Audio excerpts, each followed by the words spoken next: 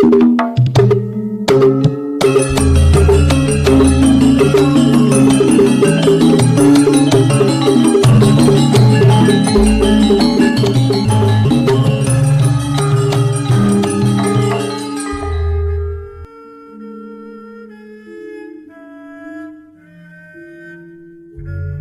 Ibu, para kadang kinasih, simbah-simbah lan adik-adik, para rama, suster, bruder berkah dalem Gusti.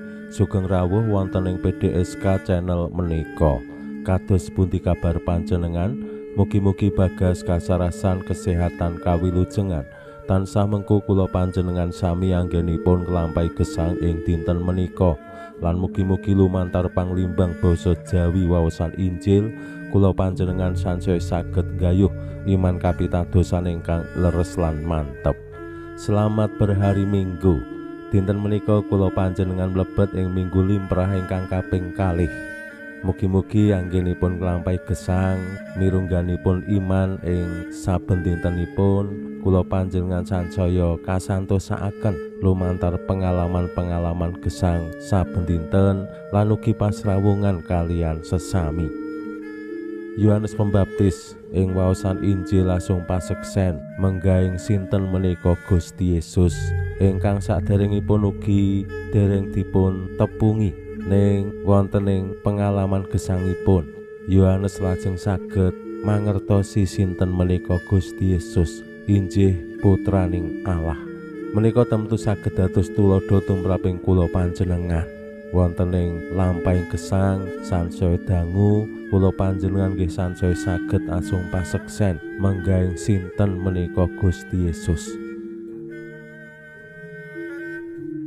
Pasaman suci paring piwulang Gusti Yesus menika juru wilujeng putraning Allah ingkang dados panjalemaning Allah miyos wonten ing alam donya dados manungsa tedhak nunggil kalian umat manungsa bangun gesang. Lan ing ending gesangipun Gusti Yesus ingkang dados putraning Allah sampun kersa seda sangsara wonten ing pamentangan lan wungu mulya tigang dintenipun. Piwulang menggaing Gusti Yesus sacara resmi wonten ing pasaman suci karingkes wonten ing syahadat utawi kawula pitados. Temtu menika piwulang resmi lan dados pengetahuan resmi iman kapitadosan resmi ingkang kula panjenengan ageni ning kedah ugi lajeng kula panjenengan ayati sacara pribadi sinten menika Gusti Yesus. Pramila monggo kita pirengaken sabda dalem Gusti ing dinten menika lan kita wiwiti kanthi sembahyang sawetawis. Konjo ing asma dalem Yang Rama saha Yang Putra tuwin Yang Roh Suci. Amin.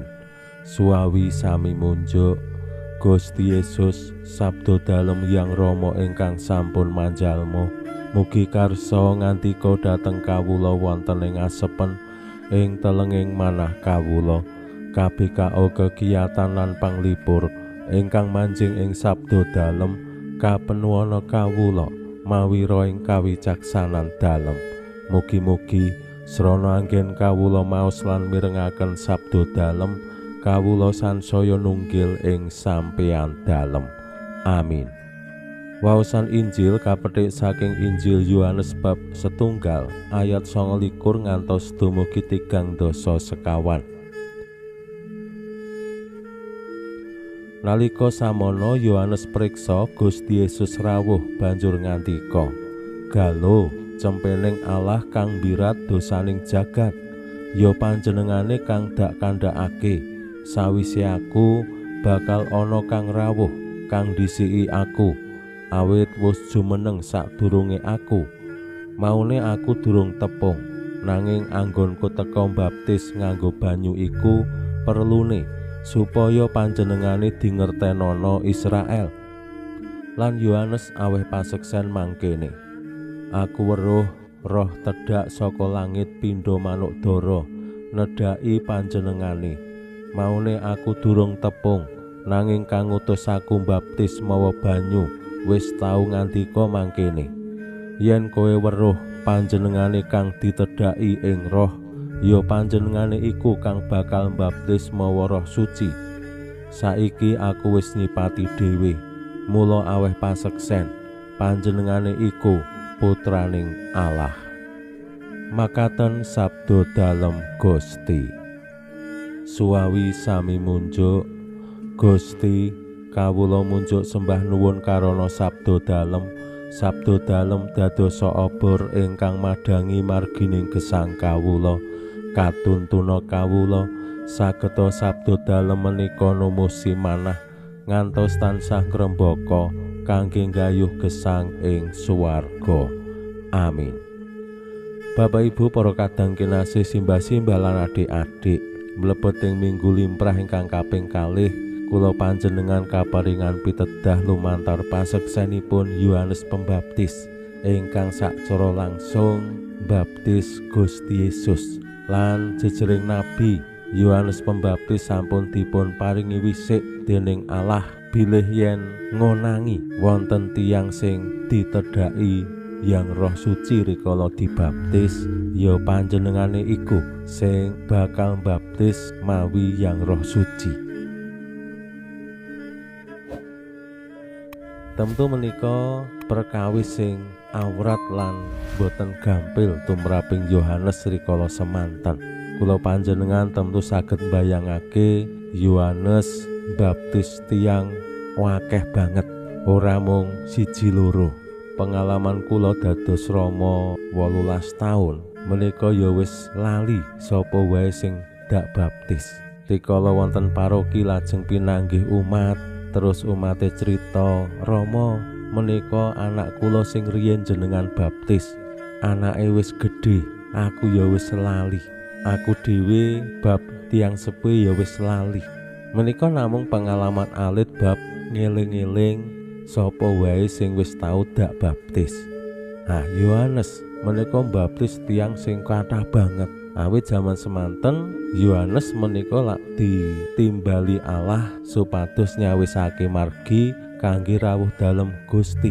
Namung Yohanes tok til, boten wonten sanesipun.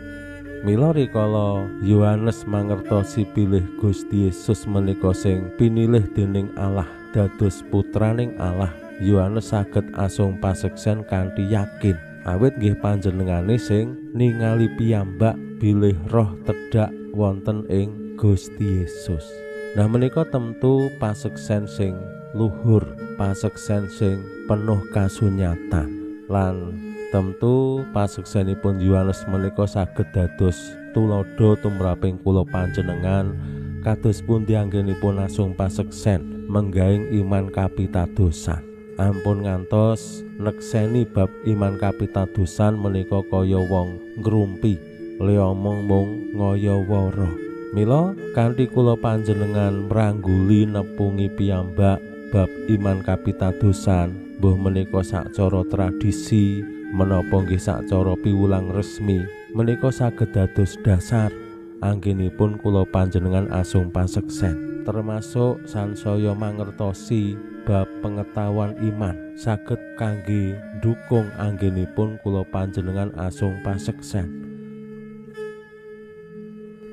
Awit asung paseksen menggaing iman boten namung sacara tindakan dadi wong sing apik, dadi wong sing becik, dadi wong sing bener, ning ya kedah nyuwantenaken paseksen menika wonten ing pasrawungan mengatakan kebenaran bab Gusti Yesus. Nek namung lumantar tumindak, kabeh wong iso tumindak apik, kabeh wong bisa tumindak bener. Ning nek bab mewartakan kados pundi anggenipun kula panjenengan ngendikake, njlentrehake asung keterangan bab sinten menika Gusti Yesus, ya kudu awake dhewe tepung piyambak kalian Gusti Yesus. Mila menika nggih saged dados kesadaran tumraping kula panjenengan bilih asung keterangan bab iman kapitadosane awake dhewe kadangkala boten gampil ditampi tiyang sanes. Merga wong liya rung mesti tepung karo Gusti Yesus utawa purun tepung kalian Gusti Yesus.